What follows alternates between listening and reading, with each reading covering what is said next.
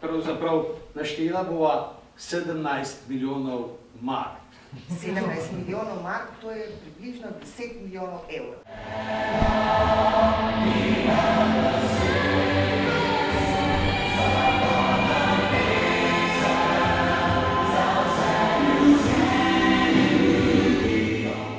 Potem nevarnost spreminjanja Slovenije v nestabilno, mafijsko, da po domače rečem, državo brez pravnega in vsakršnega reda. In v zvezi s tem seveda tudi vprašanje orožja in tako imenovanega tihotapljenja orožja preko Slovenije na Hrvaško in Bosno in Hercegovino. Varnostna služba.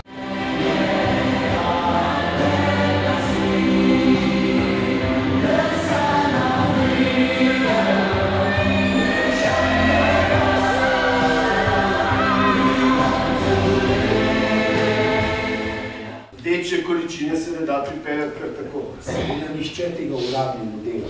Tudi mi tega uradno ne delamo.